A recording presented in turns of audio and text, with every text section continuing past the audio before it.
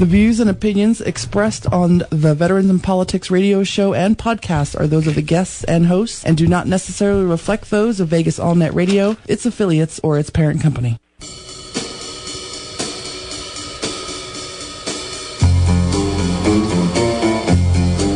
Well, we're back. This is Steve Sanson and Jim Jonas with Veterans in Politics. Jim, welcome back, baby. Yeah, sorry I missed last week. Had some personal things I needed, so. Jim, we had problems last week. Did you? Yeah, last week was Daniel Miller was supposed to come on the air, and then he sent me an email at 9:30. You know, I never checked my email until after the show, and he never made it on the show. And then we're supposed to have Kirk Leppold. Yeah, wasn't he the commander of the USS Cole? Yeah, and his claim to fame is that 17 sailors were killed on a ship that he commanded, and terrorists put a hole in it. Yeah. I mean, I wouldn't go around bragging about that. No. Well, that's probably the reason why he's not running for Senate. You know, it was Congress what he wanted to run for. Oh, yeah, Congress. I mean, how could you go around, write a book, and brag about you were the commander, which makes you the person in charge, the person that's responsible of a ship that was attacked by a terrorist? A speeding boat came by and blew up your ship. I mean, couldn't you see this boat coming? I mean, aren't you? So, I mean, if you're in international waters or in the Middle East, which he was in Yemen, shouldn't you have your sentries posted, your guards in place, so just in case things happen that you would. I mean, if I was a commander of anything and somebody was speeding towards me, especially me knowing that there were 2 embassies blown up in recent years by terrorists, right? I would blow that doggone ship out of the water. Well, maybe his problem was that he was a commander in the Navy and he wasn't a Marine. Oh, that's probably the problem. Sorry to all those sailors out there. Had to throw that out there. I think a Marine would have. A Marine would have blew that damn ship out of the water. Exactly. But you know, how could he sell books? I mean, wouldn't it be better that if he was the commander of a ship, that terrorist was going towards his ship, he gave the order to blow him out the water, and he saved the ship and saved these 17 sailors' lives, or countless lives, we would put it. Wouldn't that be a better sell? Yeah, you would think. I mean, that'll be bragging rights, right? Right. Yeah. So I just don't understand why people brag about that they got defeated for. Right. Well, it's kind of like, if listeners haven't heard, the S&P has downgraded. Are we changing the subject? Yeah. I wasn't done. Oh, well, go ahead. I was still on the same thing. Go ahead and finish. Because I want to talk about if he's given any of those proceeds that he makes off his book to any of those 17 sailors' family that died. Point. Or is he pocketing everything? Well, I don't know. Yeah. Okay, let's talk about the S&P now. Yeah. So we got we got downgraded from a AAA credit rating to a AA plus credit rating. First, there's some people say that it hasn't happened since 1917. Some people say it's never happened. I know those people have been around since 1917 too. Yeah. So I mean, my thing is that let's look at that for a second. I mean, how bad has our economy become that now we actually, or I mean, we've almost become the laughingstock of the nation now. Isn't a AA plus pretty good? AA plus is pretty good, but when you've had a AAA rating, we're supposed to be the leader of the free world. I don't know. I mean, I wish I had a AA plus credit rating. Yeah, so do I. Is that like you had a girlfriend and she started out being a 10 and all of a sudden a few years later she's at a 7 or 8? Yeah, could be. I just think it's pretty interesting that President Obama said, yes, we can, and he was going to fix all this stuff, and now all of a sudden we're worse off than we were before, and I'm sure it's Bush's fault. Yeah, well, what I heard is that we're $4 trillion more in the hole than we were with George W. Bush end of his presidency. No, that's what I heard. Yeah. $4 trillion. I just want 1 million, you know? Yeah. But, so we'll see how it, I mean, ultimately we are the United States and we'll rebound, but it is ironic to me that this guy talked about how he's going to fix everything and he hasn't fixed anything, so we'll see. You know something, and speaking of that, I just want to give a moment of, well, before I do that, there was a 30-plus military personnel that was killed today in Afghanistan on a helicopter. Yeah. The deadliest taken of lives since the Afghanistan war started in a single day. And ironically, 20 plus of those people, sailors or military personnel that was killed, were from SEAL Team 6. Yeah. How could that be? It was the same SEAL Team 6 that went after Osama bin Laden. Yeah, and the unfortunate part about that is that it just goes to show you somebody had to have blabbed. Yeah, there were 7 Afghan commandos on that helicopter as well.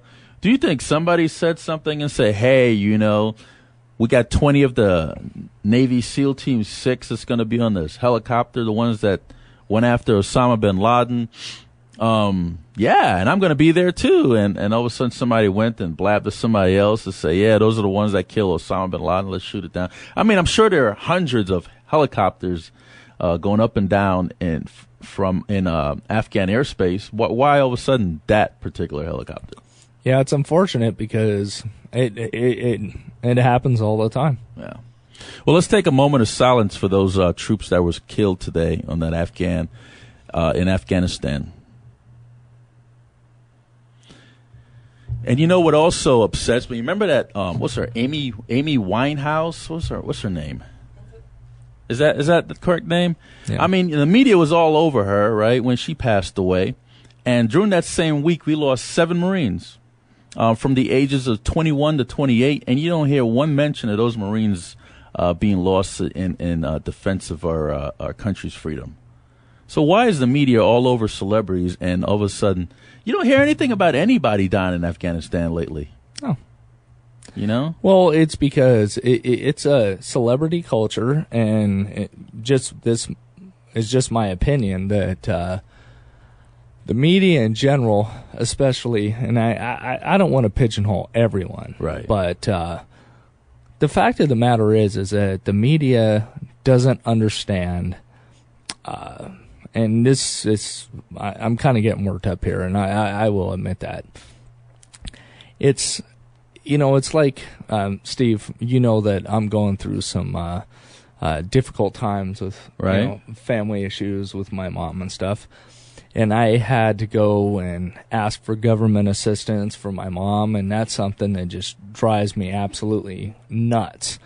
Because I don't think that I should ever have to ask for government assistance. Same thing with military people. The only individuals, in my opinion, and I have never served in the armed forces, that deserve any kind of government assistance, in my opinion, are veterans. Well, thanks for that, because they're the reasons why we have what we have. Right. So for me to have to go down and ask the government for assistance was probably one of the lowest points in my life. Right. And now I got to jump through all these loopholes and all this and deal with all this crap, and it pisses me off. Right. I'm very upset about it. But when you've served in the military, as far as I'm concerned, I don't care what branch. I mean, we, kind of joke back and forth about Marines are more important than the Army, and, we do that. But at the end of the day, we're all brothers in arms. Yeah, and as far as I'm concerned, right, those are the only people that are entitled to government assistance as veterans. period. You know what I think? I don't think active duty military personnel should be paying any kind of federal or state taxes. I don't either. I don't know why they do that to them, but maybe somebody needs to stand up and say they shouldn't be paying federal and state taxes. But so, I mean, just so listeners understand, I know I get a little worked up sometimes, but as far as I'm concerned, that's the only entitlement program that should ever happen in this country. If you have served in the military, you are entitled to something. Right. If you haven't, you're not. And I'm not entitled to it because I haven't. Well, speaking of that, I want to give a shout out to Judge Melody Tobiasen for doing an outstanding job in Veterans Court. Veterans Court has been implemented in Clark County in recent weeks now, and she's heading the Veterans Court for the Justice of the Peace here in Clark County, and sat through her Veterans Court on Friday, and she did an outstanding job, and she showed a lot of compassion and a lot of understanding, and she gave a lot of these veterans that committed unfortunate crimes a lot of respect, because she understands that the reason why these veterans did what they did on a large scale is because of traumatic brain injury or post-traumatic stress disorder. And she understands, she knows that a veteran is not one of these slimy scum civilians that just woke up one day and decided that he was going to drink and drive or use drugs. She understands that these veterans are put in harm's way and that they've seen the atrocities that human beings could do to one another in combat, and that's where their nightmares and their PTSD come from. So she did an outstanding job, and I'd like to thank her for that. I also like to thank Les Crittenden from Channel 5 and Rowena Richardson, founders of the Shine Foundation. They did a superb job today in raising money for deployed families for the Shine Foundation. And you listeners know that October 15th, Veterans in Politics is doing a dinner ball at the Plaza, and we have 3 speakers, Congresswoman Shelley Berkeley, Lieutenant Governor Brian Krolicki, and Las Vegas Mayor Carolyn Goodman, and that's going to be October 15th, and we're going to be selling tickets for that. We're going to take a commercial break, and we're going to come back to Matt Snyder. Matt Snyder is the presidential Republican candidate for the United States. We're supposed to have Fred Karger, Republican candidate and gay rights activist, and unfortunately he is on an airplane as we speak and cannot do the show. But Matt Snyder has been graciously going to take his place, and we're going to listen to what Matt Snyder has to say. Don't go away, folks. This is Steve Sanson, Jim Jonas with Veterans in Politics.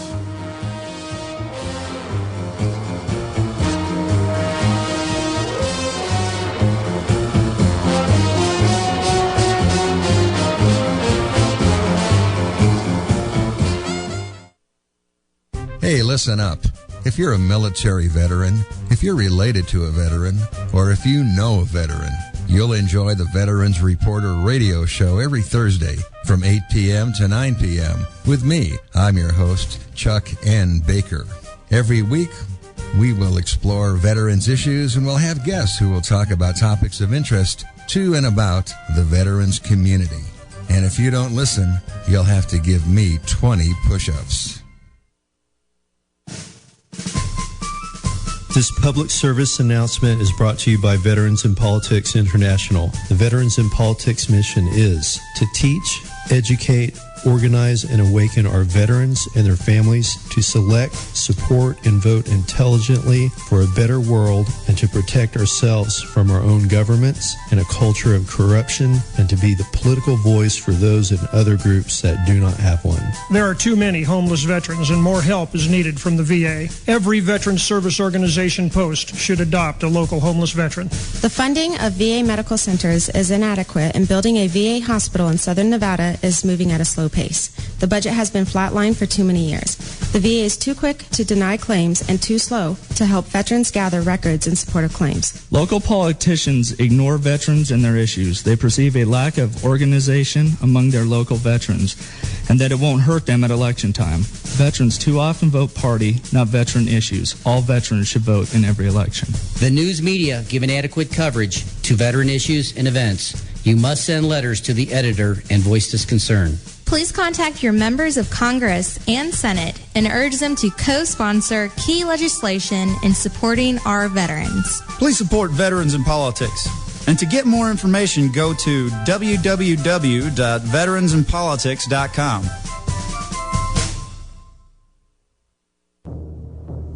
Americans have been fooled by politicians about illegal immigration.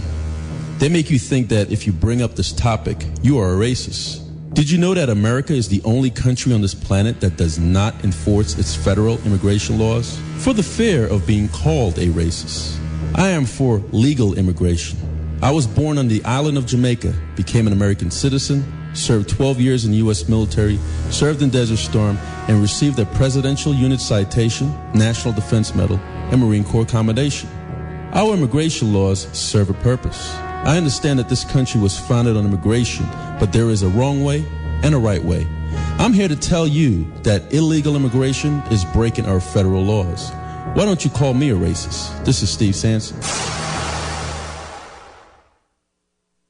Are you a business owner struggling during these economic times? Please listen up. How would you like to put your business and services in front of every resident and business in the Las Vegas Valley for less than a penny per home? Yes, that's right. I said less than 1 cent per home and business. And how would you like to have a dynamic and exciting online presence with the major search engines? How about an online video for your business and a fully optimized website with absolutely no setup fee? Hi, my name is George. If you are interested in these and other services that can make your phone ring with clients and prospects, then call me at 702-296-8394. Just call George at 702-296-8394. Thank you.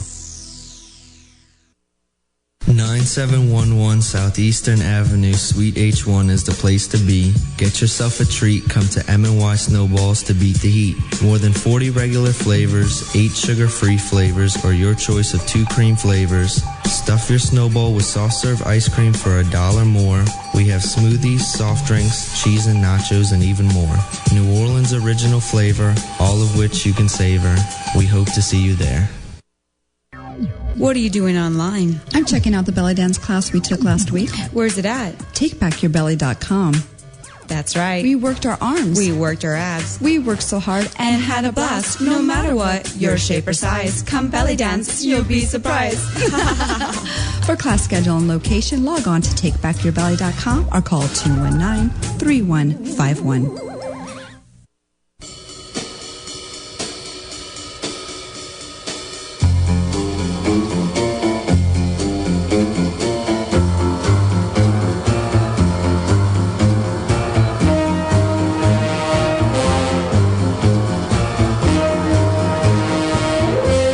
Well, we're back. This is Steve Sanson and Jim Jonas with Veterans in Politics. Without further ado, we have live calling from Arizona. I don't know exactly what part of Arizona. I believe it's Flagstaff. Matt Snyder, who's the Republican candidate for the United States presidency. Matt, how are you doing today, sir? Doing just fine, Steve. How about yourself? I'm doing good. Matt, could you tell us a little bit about yourself? Well, unfortunately, there isn't a whole lot to tell. I am what I believe to be a regular guy. I've been a working grunt my whole life, and unfortunately, recently I've learned what it's like to be a non-working grunt. I was a teacher and a construction worker, and both of those industries have been hit hard. It's hard to find work. So I believe that it's the policies of this president that have caused me to lose my job and my home, and so now I am going after his job and his home.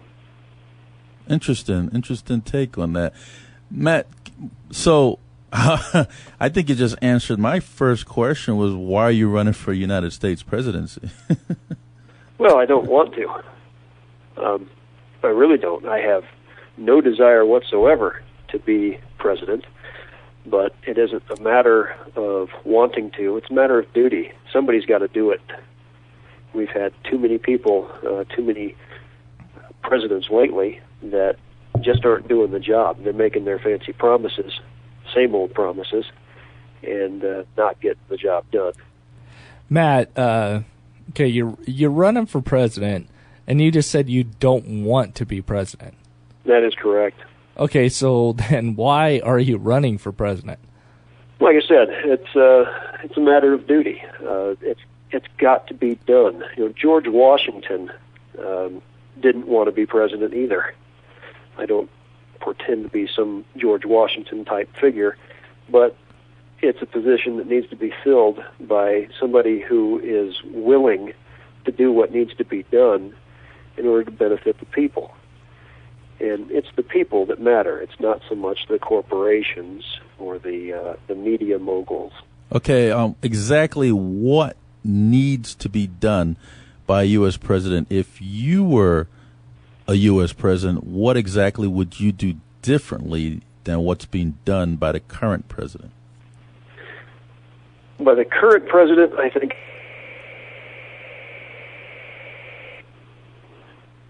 Matt? Hello. Yes.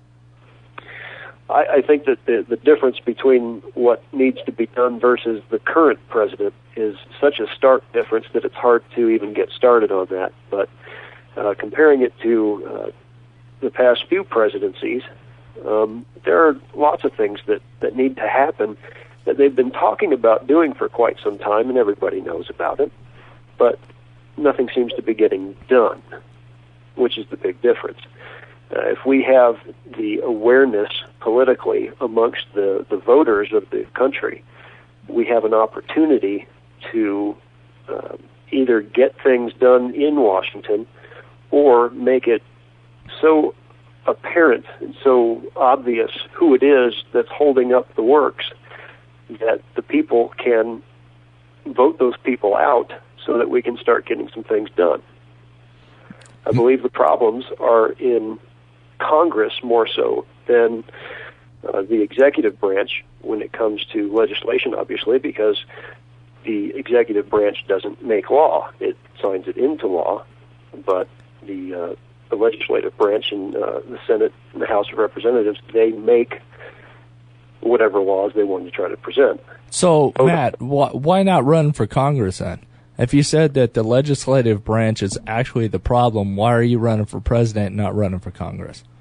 Because another grassroots senator or House representative is simply too little, too late.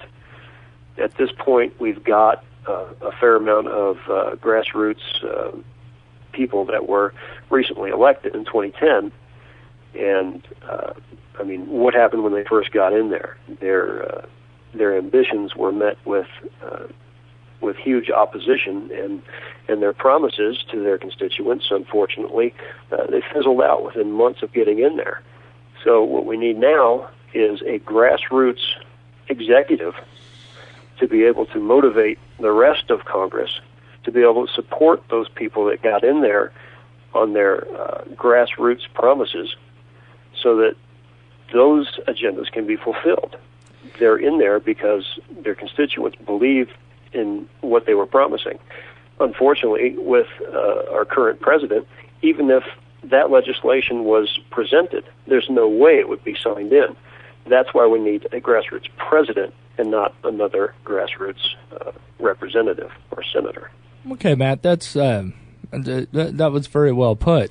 Now, how do you propose to win the presidency? Because to become president is a very daunting task, and our current president has said he's going to raise $1 billion, and he's the current president. So, what will be your fundraising efforts to try to overcome? Yeah, try to compete with that. I understand. Well, I make no illusions. I understand that there's a very good chance that I won't even be a part of the primary. I would love to be. And for that reason, I'm not asking anybody to make any donations, certainly at this point. There's no reason to. And this... Well, let me stop you. Why not?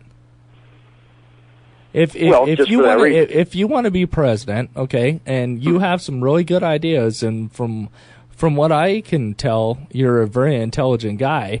So why wouldn't you ask people for donations to try to fix this problem? Well, I believe it's more important that we do not re-elect Obama than it is to elect me. Okay. So for that reason, if I go out and ask a bunch of people for donations in my campaign, which to date is not very strong, I'll say that, if it doesn't end up going anywhere, then I would see that money, those donations, would be perhaps wasted when they could end up going to whoever it is that ends up winning our primary. I would much rather see donations spent on our winner and not my simple campaign trying to get a message out. So, Matt, instead of running for president, why shouldn't you take your skills and your passion and put that behind another one of the Republican, nominees? And that's where it may end up. It may end up where all I can do is give an endorsement and hope for the best for the candidate that I would endorse at that time. But the truth is, right now, people care a whole lot more about what Matt Damon has to say than what Matt Snyder has to say. Until I can get some support that suggests that my platform is important enough that it would propel a nobody into a position of being an actual viable candidate, the things that I have to say in this society, like you were just talking about, they're not going to matter. And that's why I think it's important that I run as a candidate rather than simply supporting a candidate, because the candidates that exist currently, they're all either rich or famous or both. And I think it's important that as a country we pay more attention to the message than the messenger. Matt, you're not listed on the U.S. presidential candidates website. Why is that? There's a lot of process that goes into the actual candidacy, the filing of different paperwork, and a lot of it has to do with the process that you're in as far as how much money that you've raised. And as I said, I am not asking for donations. If you spend a certain amount of money, you have to apply or you have to file more paperwork. It's amazing how much paperwork, but then again, it is government. So what are you saying? Well, the reason I'm not listed on that particular list, I believe it's a government produced list of people that have applied for the candidacy. I haven't done so as yet, simply because I don't have to yet. I see. That happens once you raise enough money to get involved with the different committees and regulations that they have regarding the money that people take in. But you have filed paperwork to run for a U.S. president, because you do have a website that says exactly that. I have paperwork. It just is a matter of waiting for that precious moment when it's necessary to file it, and obviously we go forward from there. So officially, you have not filed the paperwork for president, correct? That is true. I have not.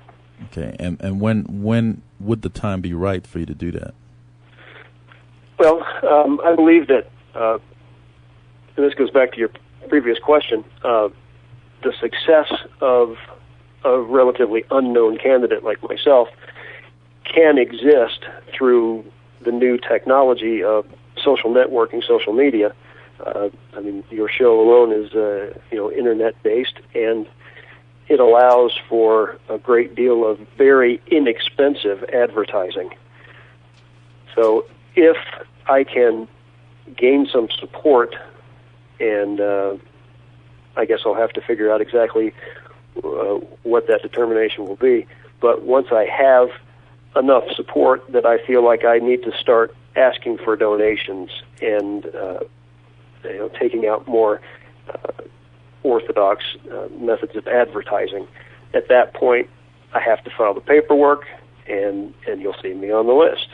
The list itself isn't nearly as important as the support needed to justify doing all the paperwork that goes along with it. So, Matt, are you to be honest, are you doing this just because you can file to run for president, or? I mean, you're a realist, and you pretty much already said you don't think you have much of a chance. So, why exactly are you? Why are you running? Honestly. Yeah, what's the purpose? I get it. Like I said, the message is far more important than the messenger. And I believe that if a guy like me, somebody who is not rich, not famous, not going to draw the crowds because I say, hey, I'm going to go give a press conference, who cares? But if a guy like that, a guy like me, can get motivation from the general public, if I can get some momentum, some support, then that means that what is driving that support is not the fact that I have money. It's not because I'm in the media already. It's because of the message. It's the message that makes it important. I mean, that is what needs to be important. We shouldn't look at what Mitt Romney has to say because he's Mitt Romney. We shouldn't be looking at his ideas simply because he's a millionaire. And that's what we've been doing for decades. The only people that we've really been paying attention to are those that are very, very wealthy, very famous for some reason. Like I said, people care more about what Matt Damon has to say. Why? And that's not good. We can't be paying so much attention to Matt Damon's message simply because he is popular. So, again, if I can gather the support and the momentum from the people, the only reason that support will be there is because of the message, because of the platform, because of the issues and the solutions that I represent. Okay, if I fail at that point, then that's okay, because that momentum will come from somewhere, and whoever does end up going through to the primaries or winning the primary had better pay very close attention to whatever was said in my campaign. Right. Because that message gave me so much support. Okay, Matt, so you talk about message and everything, and I appreciate that. So what I would like to ask you is, give me a 3-minute response to why you want to be president. Put that message out there to the American people of why you want to be president and what you're going to do to fix the current state that we're in right now. Well, again, Steve, I don't want to be president. If I were... Matt, you keep saying that. If you don't want to be president, then why are you running for president? Because it needs to be done. Okay, it needs to be done, but just give me 3 minutes of what you stand for, who you are, and why you should be president. If you can't do that, then you shouldn't even be running. I agree. The reason that I think I should be president, I can't even say that. Again, I don't want to be president any more than I want to run into a burning building and save the people inside. But it's got to be done. We can't continue having these promises of, I'm going to run in there, I'm going to save the people inside the burning building, but nobody goes. Somebody's got to do it. That's the difference. All right. That's what I say that's what I mean when I say I don't want to be president. Somebody's got to do the job, though. Matt, somebody's got to be a part of the thing. Matt, this is Steve Sanson. How about giving specifics, because I haven't heard that yet, as to why you feel that you have to be the man, or why do you feel that there is a problem out there that needs your assistance? How about that? And what the problem is and how you would go about fixing it. Well, again, I think you're going to be upset with my answer here. I don't think I need to be the guy who does it. The problem is that somebody does have to be the guy who does it, and currently our choices are extremely limited. We, again, have a bunch of millionaires, lawyers, CEOs, people who some of them have been born with the silver spoon in their mouth. Matt, let me stop you right there. All right, how about this? How about tell me what the problem is that you see in the current administration and how you believe it should be fixed?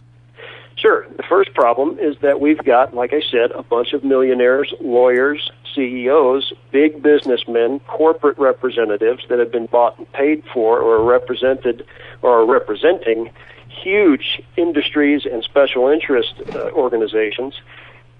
And these people, with all of that money, are constantly telling us how much they care about the little guy.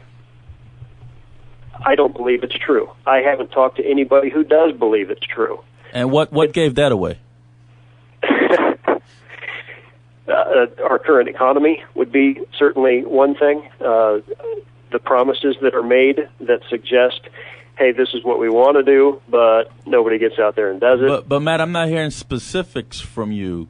I need to know what is going wrong with the current economy, since you brought that up, and how you believe it should be dealt with as far as being fixed. Well, let's talk about the unemployment situation. Okay, there we go. Jobs come from two sources. Okay. You're going to find them in the private sector. You're going to find them in the government sector.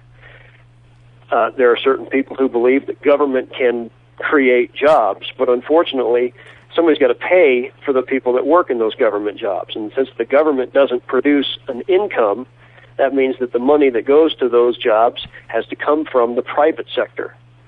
So saying that the government creating another government job is creating a job, that may be true, but unfortunately it doesn't help the economy because somebody's got to pay for that job now, and that's going to come from the private sector.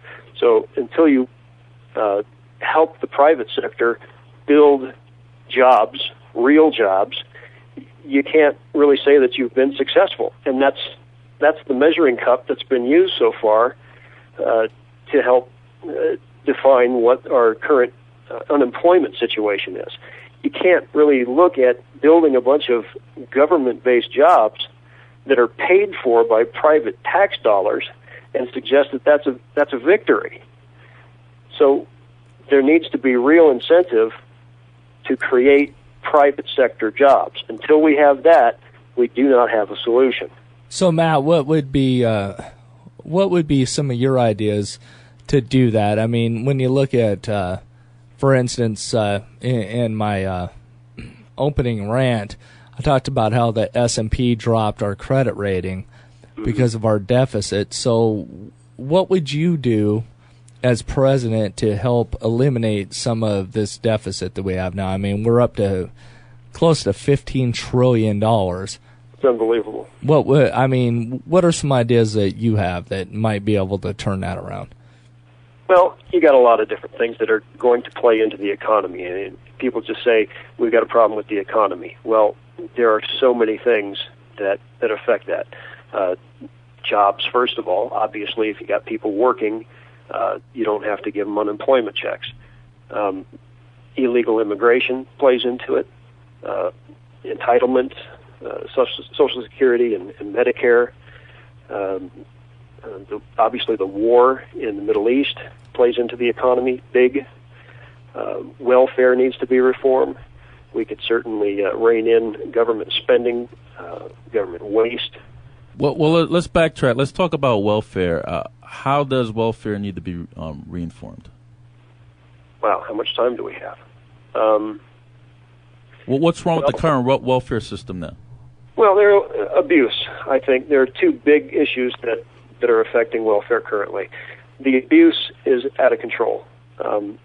I've had income houses, low-income rentals for years.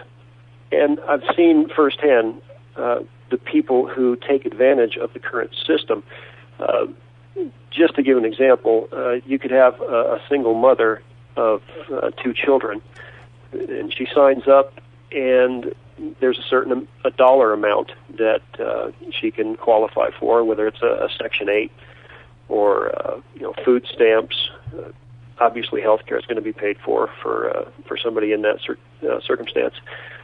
And then the first thing, we're first right out of the box, we're talking about a single mother with 3 children, and then 4 children, and then 5 children. I've seen it happen, and I've heard about it many, many times.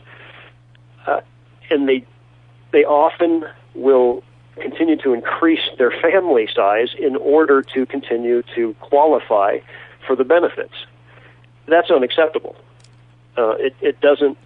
Our current system does not provide an incentive to get off of welfare. Instead, it provides incentives to continue being on welfare. What incentives would you suggest? I think we need to have decreasing assistance for increasing families. If a single mother of 2 signs up for some welfare program and some months later she becomes a single mother of 3, that assistance needs to drop instead of increase.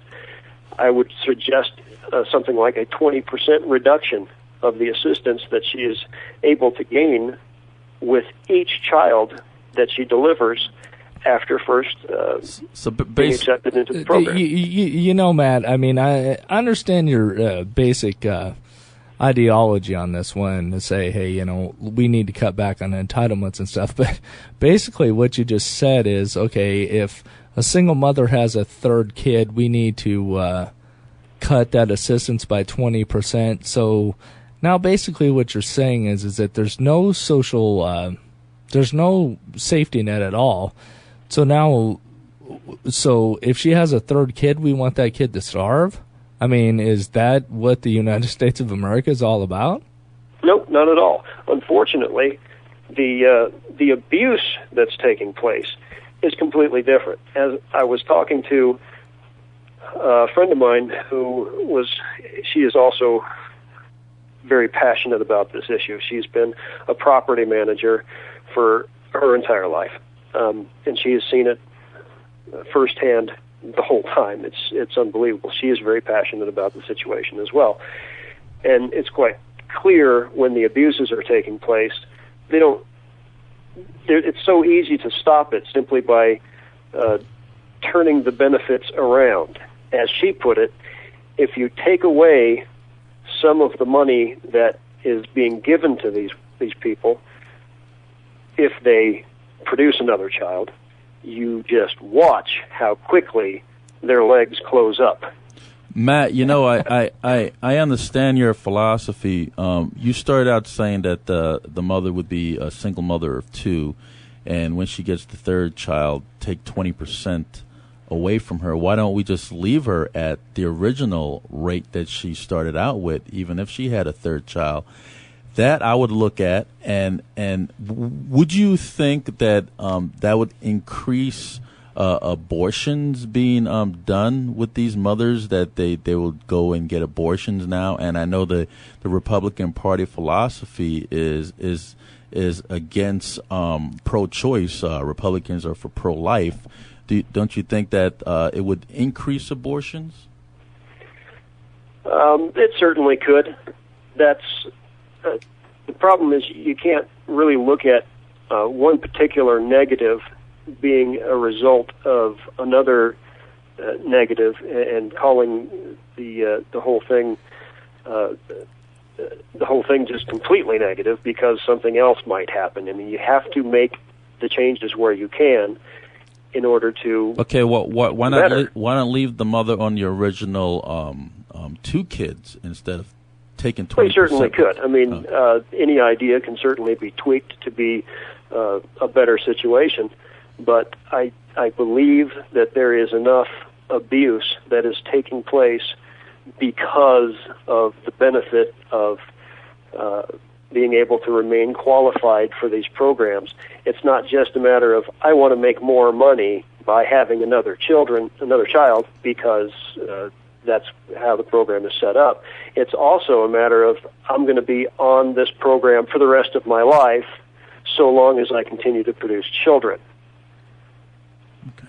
And unless you start to take away some of the benefit when that next child comes in, there's no incentive to get off of the program. We need to have incentives to get off of these programs. Look, I know that welfare needs to exist because people have hard times. They come upon certain circumstances that make them necessary. I know a father, a single father of two, and he lost his job, and he had to swallow his pride and go down and try to apply for Section 8. He's a guy who's worked his whole life. His wife passed away some time ago. Why didn't he just go and apply for unemployment? That's one of the things that he was able to do, which is good. But unfortunately, it's been quite some time, and it hasn't been enough. So he's gone to the Section 8 program, went down there, got in line, and unfortunately, the situation is that he is behind in line, behind a bunch of people who are abusing the current program. It's insane that we're spending so much money allowing these people to continuously make more and more welfare babies, and the people who genuinely need the temporary assistance to be able to get back on their feet again, which is why these programs exist in the first place, are unable to get that assistance simply because they're behind all these other people that are abusing that program. Would being a legal citizen of this country be part of receiving welfare? Well, sure. Illegal immigration is a huge situation that plays into the economy, and a lot of the issues that are going awry right now are interconnected with one another. Immigration obviously plays into the economy, it plays into the job situation. We've got overcrowded prisons. There are many, many different things that immigration alone plays into, and I'd love to be able to take the time to do that. But welfare alone needs to be taken care of because of the two big reasons. Obviously, it's a huge expense to take care of people who are abusing the system with no incentive whatsoever to get off of it, and at the same time, it takes away from people like the man, the single father of two, who tries to get in there and genuinely needs help and has no intention of staying on welfare for the rest of his life, but he's having a difficult time getting approved and getting some funding simply because there are so many people abusing it. So, Matt, what's your current status right now? Or are you working? Do you have a home? I'm not. You're not.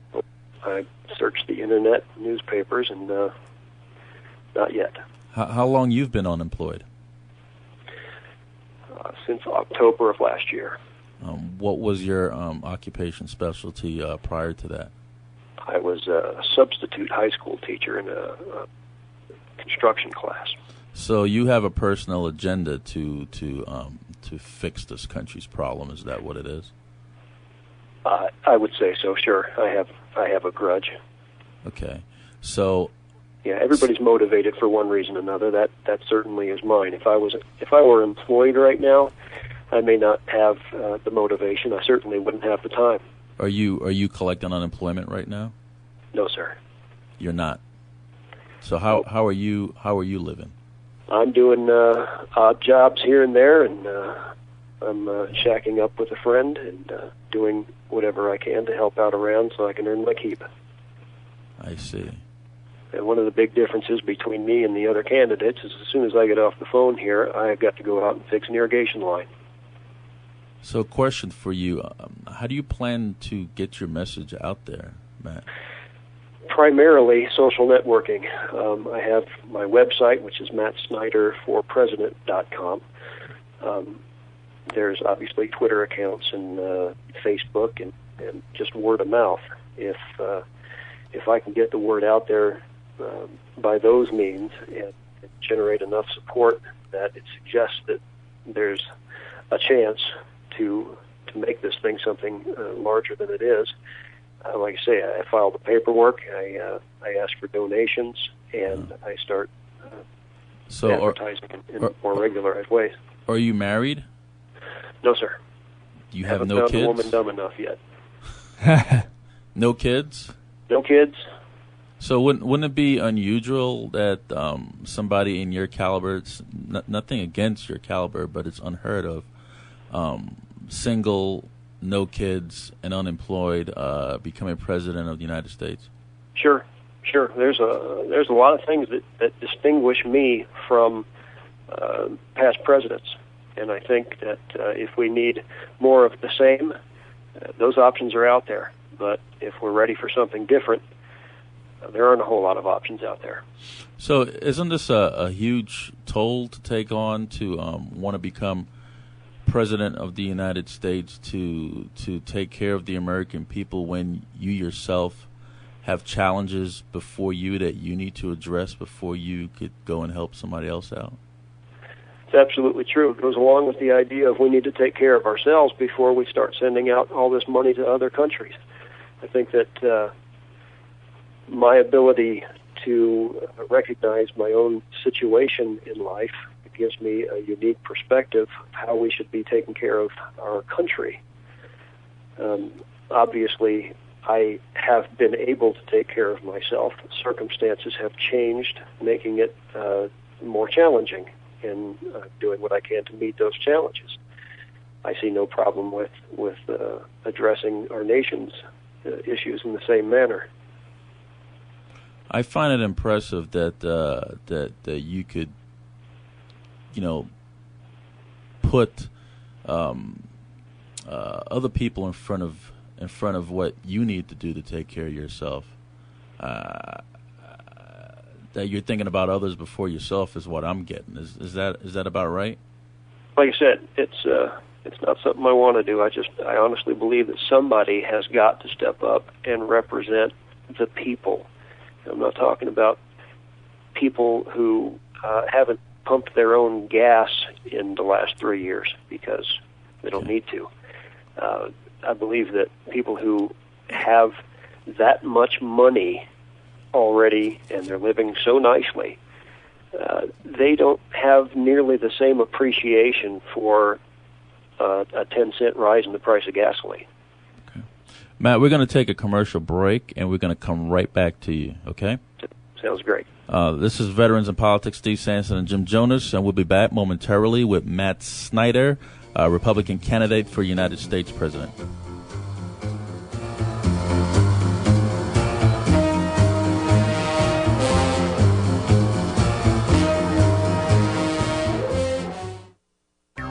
What are you doing online? I'm checking out the belly dance class we took last week. Where's it at? TakeBackYourBelly.com. That's right. We worked our arms. We worked our abs. We worked so hard and had a blast. No matter what, your shape or size, come belly dance, you'll be surprised. For class schedule and location, log on to TakeBackYourBelly.com or call 219-3151. Veterans in Politics takes a proactive approach to provide you, the veteran, with the political voice for which you fought and served. Veterans in Politics is becoming the premier veteran organization of the 21st century, with political candidate interviews, insight, and endorsements. Public speaking engagements in support of American values. Radio shows to keep you updated on the latest in veteran and military support operations. Providing job placement and business support. Go to veteransinpolitics.com today and do your part in defending liberty. While growing up, I've always asked my family, who is my father? I was told the name of a man. When I became older, I looked for this man and found him. He thought that I was his son as well, but after a DNA test, it was discovered that my family was lying to me all my life. I pressured my family to give me the real identity of my father. I then became suspicious and took my grandfather's DNA. After I buried my grandfather, 2 days later I discovered that my grandfather was in fact my biological father. I questioned myself and asked, what is my purpose on this earth? I should have never been conceived. But when I look at my 4 children, I knew that everything happens for a reason. This is Steve Sanson. Find your identity. Are you a business owner struggling during these economic times? Please listen up. How would you like to put your business and services in front of every resident and business in the Las Vegas Valley for less than a penny per home? Yes, that's right. I said less than 1 cent per home and business. And how would you like to have a dynamic and exciting online presence with the major search engines? How about an online video for your business and a fully optimized website with absolutely no setup fee? Hi, my name is George. If you are interested in these and other services that can make your phone ring with clients and prospects, then call me at 702-296-8394. Just call George at 702-296-8394. Thank you.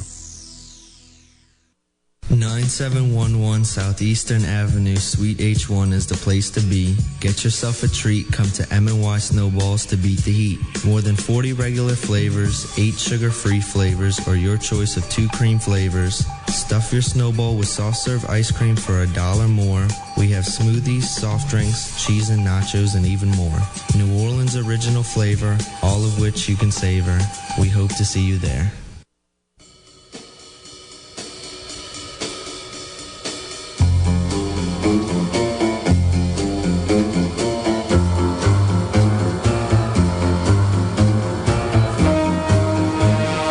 This is Steve Sanson, Jim Jonas.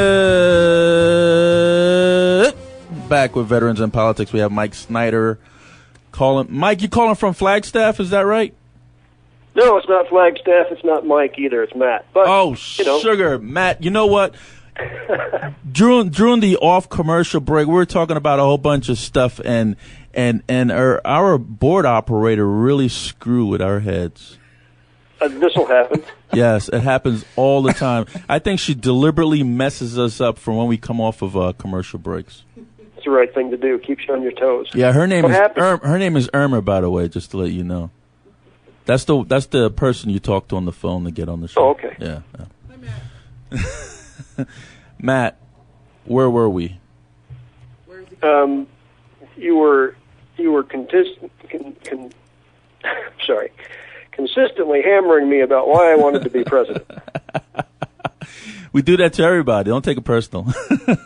Yeah, and the answer is, unfortunately, I don't. Matt, it's kind of hard to wrap your head around. A substitute teacher. How come you didn't become a 40-hour teacher? I mean, a full teacher. I mean, that was my intent. The best job I could find was substituting, and then there was a huge layoff where substitutes are pretty much dreaming. I'm actually in the Tucson area. Okay. And last year there was a layoff of over 400 substitutes. Not necessarily a layoff, but that was the size of the substitute base for the people to choose from, and with teachers having a difficult time having jobs anyway, you can imagine how difficult it was being one of that many people waiting for an opportunity to get some temporary work. As a construction person, I had an in whenever a construction teacher in the CTE programs came up sick or had to do something different, but still pretty rare. Well, you know what? I think the problem is overall is the lack of education this country has as far as teaching our youth. I think that's where the problem first starts, and lack of parental involvement with their kids. Absolutely. Would you agree? If you go to my website, I've got a little school bus. It says education under it. If you click on that, you've got a whole page full of what I believe about the education system and the things that we need to be doing a little bit differently in order to get rid of the self-perpetuating poverty chain. There are so many things that can be done, and unfortunately, I know we don't have enough time to get into it. Well, Matt, I want to thank you for coming on the show. Jim?